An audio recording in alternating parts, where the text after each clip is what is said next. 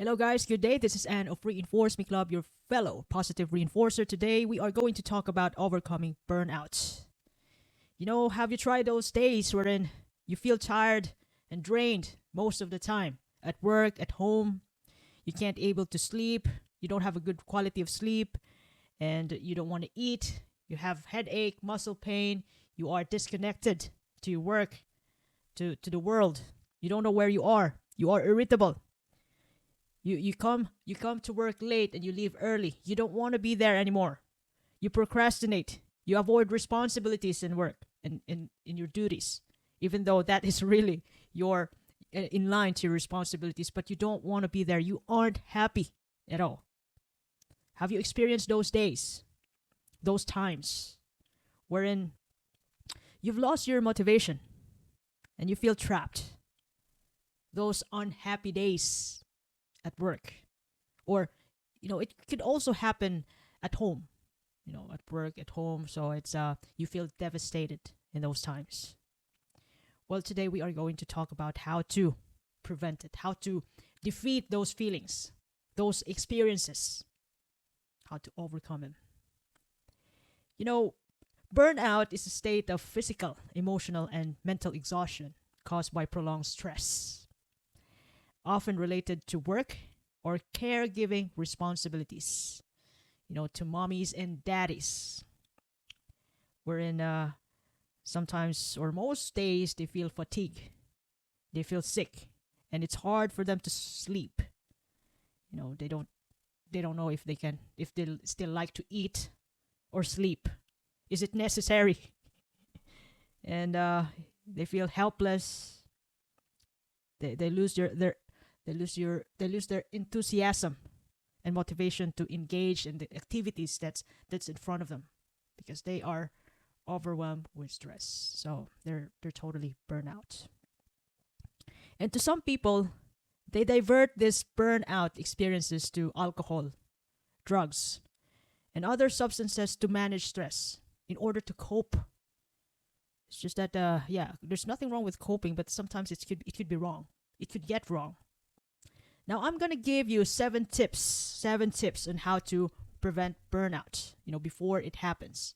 And even, you know, we also gonna plan out in long term how to uh, really take good care of ourselves and to avoid burnout in the long term, in the long run. Now, preventing burnout involves proactive strategies to manage stress and maintain healthy work-life balance. So as I've said earlier, there's no such thing as work-life balance, but balancing, there is balancing your work and personal life. Now, the first thing that you can do in order to achieve that, the basic one is set boundaries. That is number one.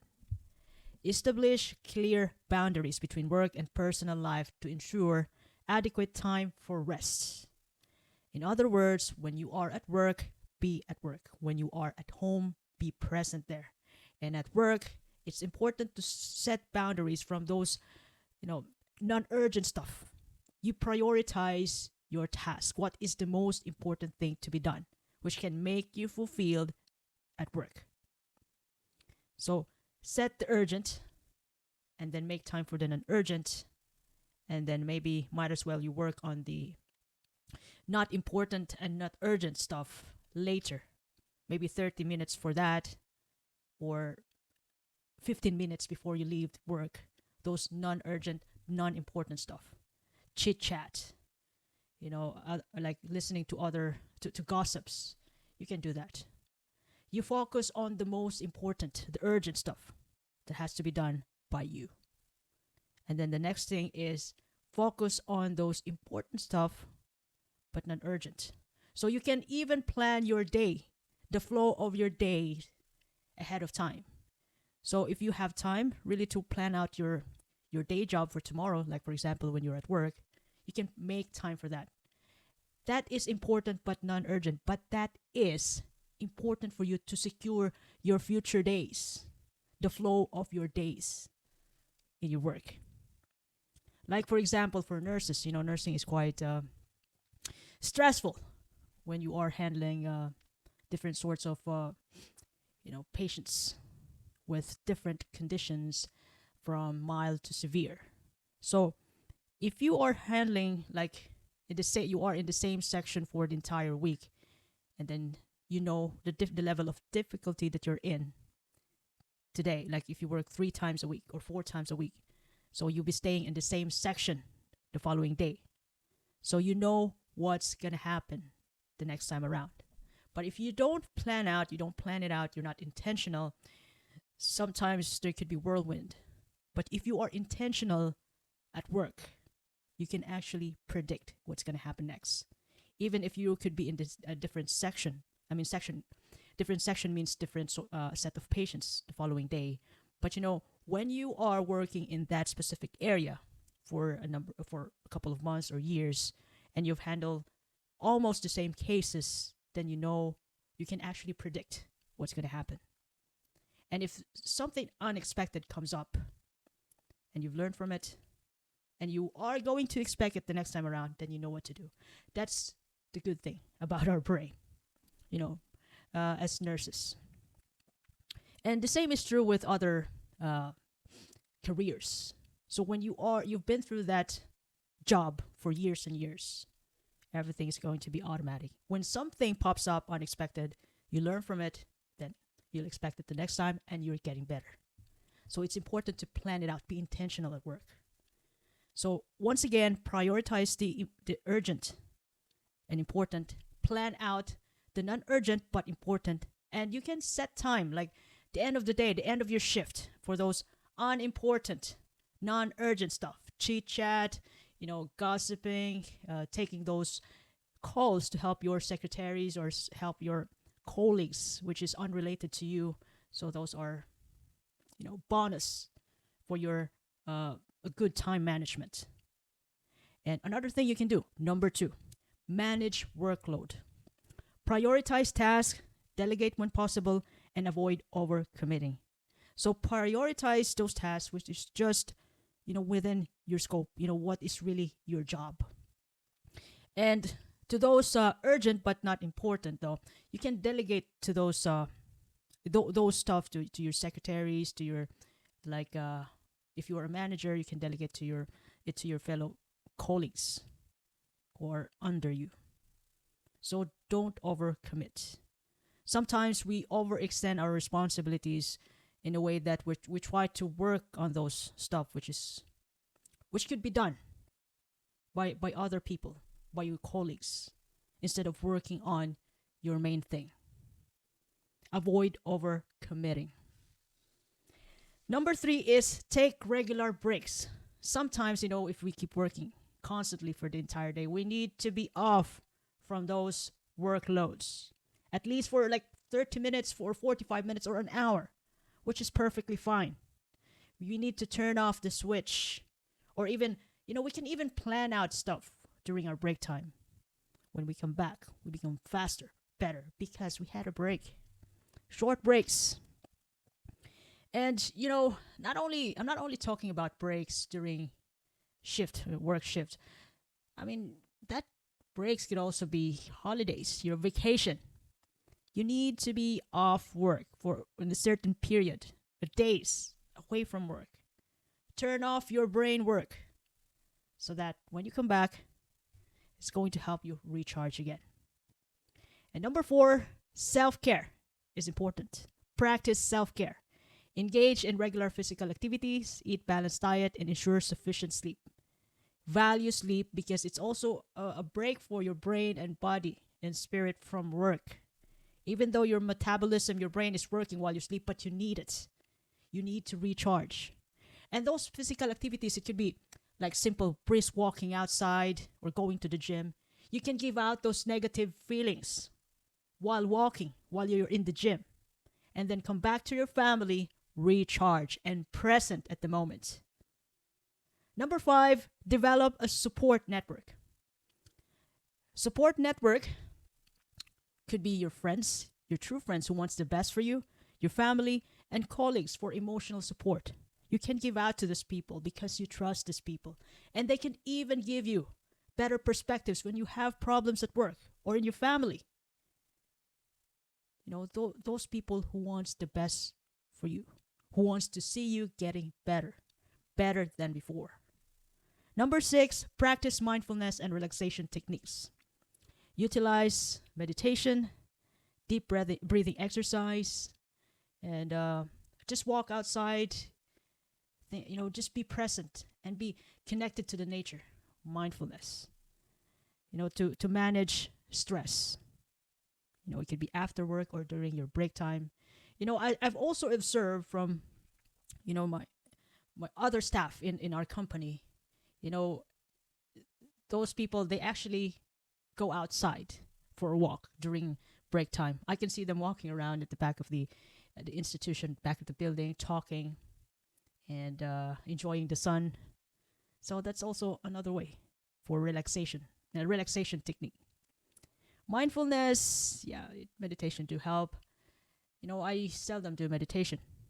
Sometimes, when I have things to ponder, when I feel like I'm overthinking, I do meditation to take out the source of the problem.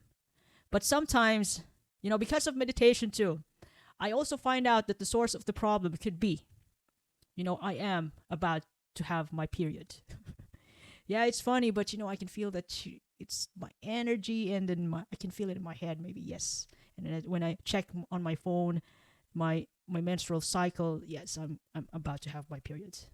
That could be the reason. So I just put in a heat pack over my tummy, my abdomen, while asleep, and that eases me. Number 7, seek professional help. If it's too much, if it's overwhelming for you, seek professional help. Consult a mental health professional if stress becomes unmanageable. Because if you think about it, if you can't manage it, you can compromise yourself, your health, as well as your loved ones, the people you love most. And you don't want to lose them. You don't want to lose yourself. So there's nothing wrong with asking help. So if it's needed, then go for it. Recovering from burnout requires both immediate and long-term strategies. When you feel like you're really tired and drained from work, and it happens to everybody though. It even happens to me, even if I do love my job, but sometimes there are shite days. Days when you can't understand that your body is totally drained and you end up tired. Sometimes you couldn't even talk to your loved ones at home because you're tired. It do happen to me though. Yes, I mentioned earlier that I love my job. Yes, I do. But sometimes I got home tired and I just want to sleep. Sometimes there are days. We can't be 100% all the time. Now, it's important to really acknowledge the problem. Recognize and accept that you're experiencing a burnout. Don't suppress it. Just accept it, because when you accept it, you can do something about it. It will be under your control. Now, the second thing that you can do is, once you acknowledge it, take time off. Give yourself a space. Take a break from work to rest and recover. When you feel sick, do not force your body to go to work in order for the money or to satisfy your boss. If you're sick, then take a sick leave. Rest. That's also a break for your mind, body, and spirit. If you're not going to be happy anyway going to work when you're sick, if you're not getting anything good out of it, then take a break. Stay at home. Get some rest. Number 3, seek support. Talk to therapist or counselor who can provide you strategies and support for recovery. If, at times when you are in the line of job which constantly makes you stressed out, anxious, depressed to the point that your mental health has been compromised, so take time to see a counselor, a therapist. If you need that, if you need to be in that, if you decide to stick around in that line of job, if it's important to see a therapist, then see a therapist. To keep your to get your act together, just don't lose yourself and your loved ones. Number four, the next thing you can do is that you can reevaluate your goals and priorities.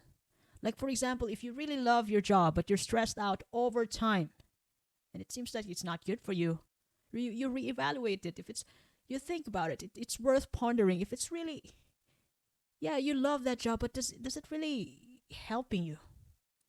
Is it really good for you? Reflect on your personal and professional goals and make necessary adjustment to align with your values and well-being. If you love to be in that job, but it's compromising your health as well as the people around you, would you still choose it? Take time to think about it. I'm not saying to leave it all behind, but it is worth pondering. Reevaluate your priorities and make time. Take time. Incorporate, the fifth thing. Number 5, incorporate relaxation activities. So if it seems like you're in a stressful job, like for example, nursing job, regularly engage in activities that you find relaxing and enjoyable. So for me, for my friends though, we are nurses. So some of my friends during their day off, they make time to play online games because it relaxes them. All right. Some of my friends, they go to the gym. Some of my friends go to, during their day off, they try to venture those walking trails somewhere in the country. For myself, I work out. I read and I talk to my loved ones. That's already good enough for me. Quality time with my loved ones. With the loved ones. Well, my loved ones. Number 6, rebuild physical health. When you feel like you're totally stressed out, restore physical health through proper nutrition, exercise, and sleep. So, by means of planning ahead about the flow of your day at home and at work, by making time planning the important stuff, not important but non-urgent, that is your personal development, career, professional development, planning it out, making time for it, for that schedule, that will help you rebuild yourself back again. And you can do it, as many times as you can. You can do it in your workplace, you can do it at home. Planning out important stuff, but non-urgent. That is for your own growth. And to keep yourself gear up for the next day. And in the most part, when you plan out stuff and you are executing them, it means that you are intentional every time, each time. You are present there because you are there to learn, and it will help you learn stuff every day schooling life. Lastly, you can also consider developing a new coping mechanism. Learn and implement new strategies for managing stress in the future, such as time management and practical communication skills. If you need to delegate some stuff which is urgent but not important to you, you can delegate it to your secretary, to your, teammates. Those works which are unrelated to you but important for the team. Delegation. And that will also, good communication skills can also help you build boundaries in a nice and respectful ways. Coping mechanism, projection. You can project those stressful moments at work in your workout time, in your exercise session. It could be after work. Like if you're stressed out at work, you can work out in the gym hard. Punch the punching bag as best as you can.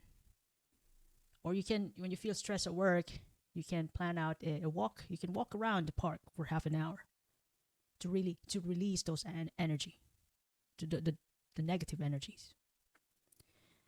Now, you can protect your mental and physical health by recognizing the signs of burnout and implement preventive measures.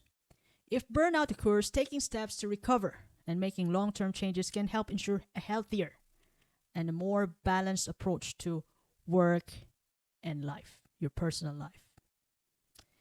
And that will help you grow for the betterment of yourself, for your family, and for your future. So if you ever love this episode today, you can share it to your family and friends. You can follow me in YouTube, Facebook, Spotify, Apple Podcasts, and even Amazon Podcasts. This is Anne once again of Reinforce Me Club, your fellow positive reinforcer. Thank you. I do appreciate your time and have a lovely day ahead. Thanks once again.